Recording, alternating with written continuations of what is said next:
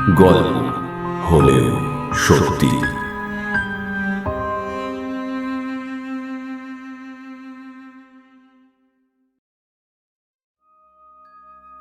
নমস্কার শ্রোতা বন্ধুরা, আপনাদের গল্প হলেও সত্যি চ্যানেলে স্বাগতম। বন্ধুরা, আপনারা যারা এখনও আমাদের চ্যানেলটিকে সাবস্ক্রাইব করেননি তারা অবশ্যই আমাদের চ্যানেলটিকে সাবস্ক্রাইব করে নিন এইরকমই আরও সত্যি ঘটনা অবলম্বনে ভূতের গল্প শোনার জন্যে। তবে চলুন আর বেশি দেরি না করে শুরু করা যাক আজকের গল্প। রাত 11:30টার বাস।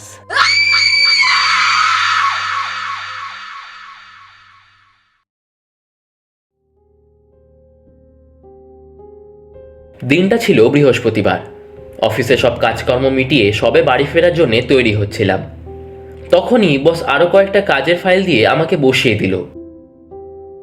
এইদিকে তাড়াতাড়ি না বেরোতে পারলে বাড়ি ফেরার বাসটা যে আর পাবো না। আমার বাড়ি হচ্ছে আবার সেই হাওড়াতে, আর আমার অফিস হালি শহরে। সারা সপ্তাহ এখানেই একটা মেসবাড়িতে ভাড়া থাকি আমি, আর শুক্রবার অফিস ছুটির পর রাতের বাস করেই ফিরে যাই বাড়িতে। শনি রবি ছুটি কাটিয়ে সোমবার সকালে আবার চলে আসি এখানে। পরের দিন অর্থাৎ শুক্রবার ছিল 26শে জানুয়ারি, তাই প্রজাতন্ত্র দিবস উপলক্ষে অফিস ছুটি থাকায় বৃহস্পতিবার রাতেই বাড়ি ফিরে যাব এইরকমই কিছু একটা পরিকল্পনা ছিল আমার। তাহলে গোটা 3টে দিন বাড়িতে কাটাতে পারবো। তবে বসের জ্বালায় এইটুকু সুখও যেন পাবো না মনে হচ্ছে। অফিস থেকে যখন বেরোলাম তখন রাত 9:30 বাজে। হাওড়া যাবার বাস 9টার সময়ই বেরিয়ে গেছে। তবে আরেকটা বাসও আছে, কিন্তু ওটা আবার অনেকটা রাতে। শুনেছি ওই 12টা নাগাদ ছাড়ে হয়তো। তাই এখন বাকি সময়টা বাস স্ট্যান্ডেই আমাকে কাটাতে হবে। বাস স্ট্যান্ডে পৌঁছে এদিক ওদিক পায়চারি করতে লাগলাম। 3-4 কাপ চা খেয়ে বাস স্ট্যান্ডের সিটে বসেই অপেক্ষা করতে লাগলাম।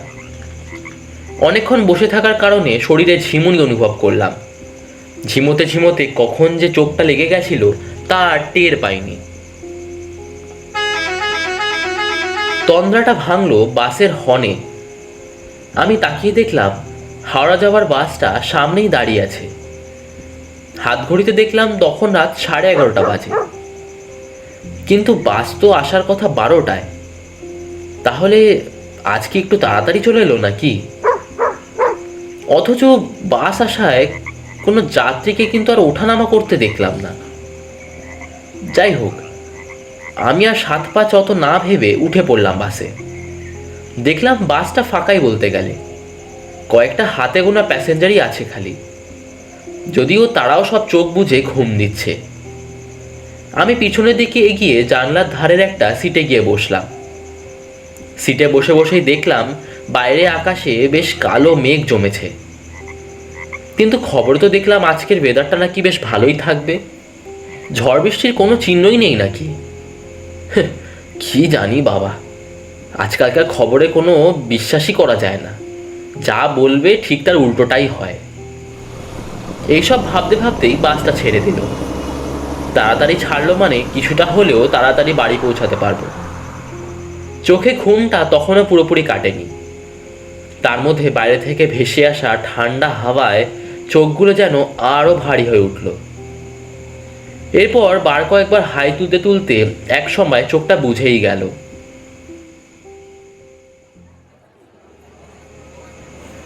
কতক্ষণ ঘুমিয়েছিলাম ঠিক জানি না, তবে হঠাৎ করে বেশ একটা শোরগোলে আমার ঘুমে ব্যাঘাত ঘটে। আমি চোখ খুলতেই দেখি যেই বাসে, যেখানে মাত্র হাতে গোনা কয়েকজন প্যাসেঞ্জার ছিল, সেইটা নাকি এখন গম গম করছে ভিড়ে। হঠাৎ করে এত লোক কোথার থেকে এলো? আমি বাইরে তাকিয়ে দেখি তখন বৃষ্টিটা বেশ ভালো জোরেই পড়ছে। বৃষ্টির জলের ঝাপটায় আমার জামাটাও কিছুটা ভিজে গেছে। আমি তাই জানলাটা টেনে বন্ধ করে দিলাম। তবে আরেকটা জিনিস আরও অদ্ভুত লাগলো। বাসটা যে রাস্তাটা ধরে যাচ্ছে সেইটা আমার মোটেও চেনা ঠেকছে না। এক ধারে বড় বড় গাছ, আরেক ধারে ধু ধু করছে ফাঁকা মাঠ, আর তার মাঝখান দিয়ে দ্রুত গতিতে এগিয়ে চলেছে আমাদের বাসটা। আমি জায়গাটা চিনতে না পেরে আমার পাশে বসে থাকা ভদ্রলোকটাকে জিজ্ঞেস করলাম, দাদা এটা কোন জায়গা বলুন তো? বাসটা কি হাওড়া থেকেই যাচ্ছে? দেখলাম লোকটা আমার কথায় কোনো উত্তরই দিল না, ঠায় চোখ বুজে শুয়ে রইল। আমি এবার আরেকটু জোরে জিজ্ঞাসা করলাম, দাদা শুনতে পাচ্ছেন? ও দাদা, এই বাসটা কি হাওড়া যাচ্ছে? কিন্তু তাতেও কোনো লাভ হলো না। কি আজব, এত জোরে জোরে ডাকলাম তাও শুনতে পাচ্ছে না নাকি? মরার ঘুম ঘুমোচ্ছে মনে হচ্ছে। আমি এবার সিটের পাশে দাঁড়িয়ে থাকা আরেকটা ভদ্রলোককে জিজ্ঞাসা করলাম, দাদা এই বাসটা কি হাওড়া যাচ্ছে? কিন্তু আশ্চর্য, এই লোকটাও তো কোনো সাড়া দিল না, উনি তো ঘুমাচ্ছেনও না। আমি এবার বিরক্ত হয়ে জিজ্ঞাসা করলাম, ও দাদা শুনতে পাচ্ছেন না নাকি?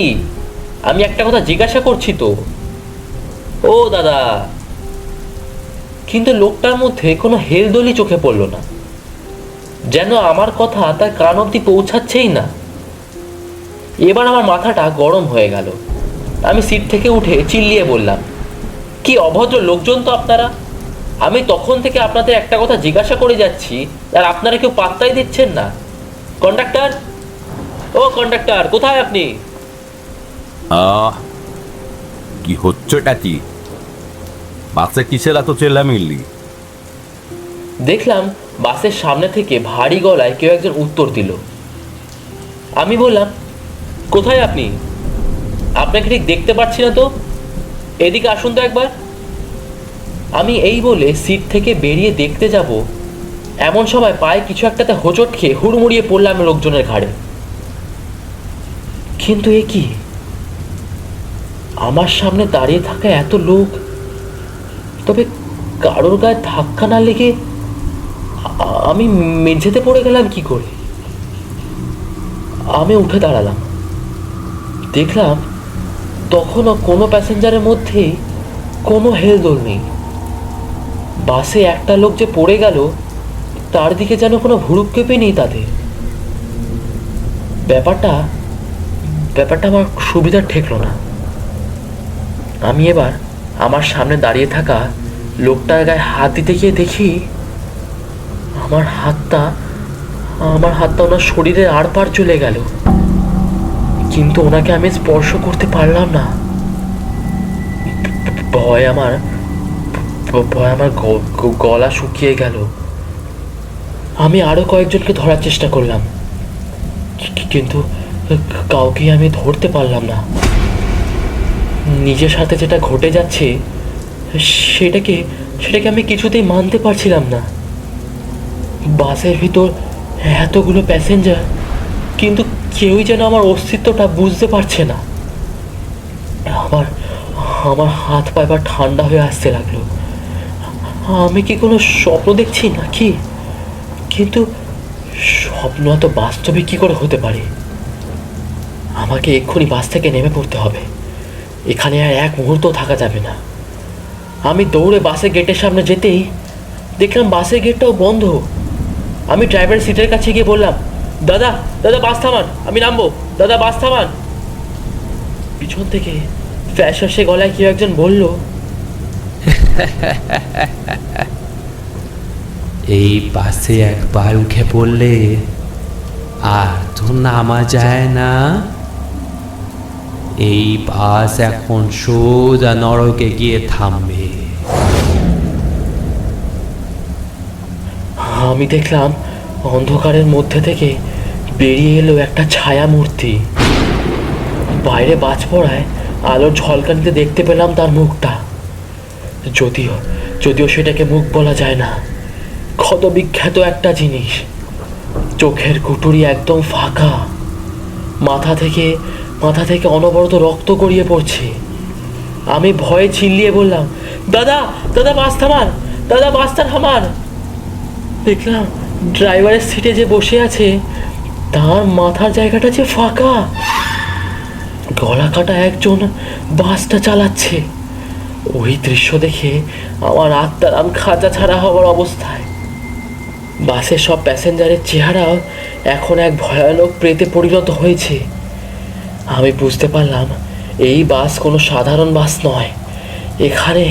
এখানে আর একটা মুহূর্ত থাকলে আমার মৃত্যু নিশ্চিত। আমি আমি চোখ বন্ধ করে ঠাকুরের নাম করে জানলা থেকে দিলাম ঝাঁপ। আছাড়ে পড়লাম রাস্তার ওপর। ব্যথায় যন্ত্রণায় কাতরাতে কাতরাতে ওখানেই আমি জ্ঞান হারালাম।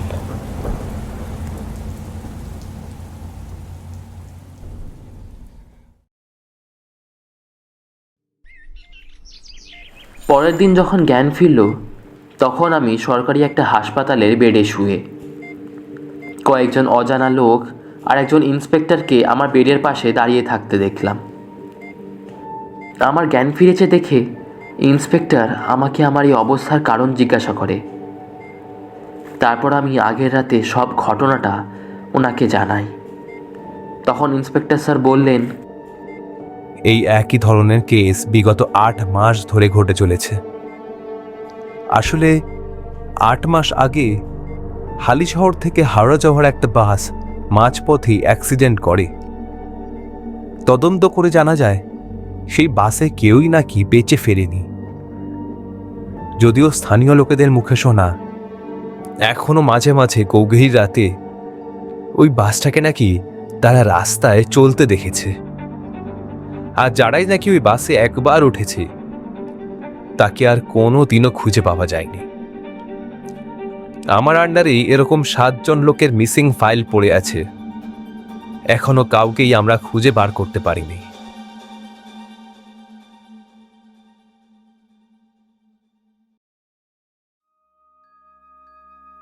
বন্ধুরা, আজ আমাদের গল্প এখানেই শেষ। আপনাদের যদি এই গল্পটা ভালো লেগে থাকে তাহলে লাইক করবেন এবং কমেন্ট করে আপনাদের ভালো লাগার কথাটা জানাবেন।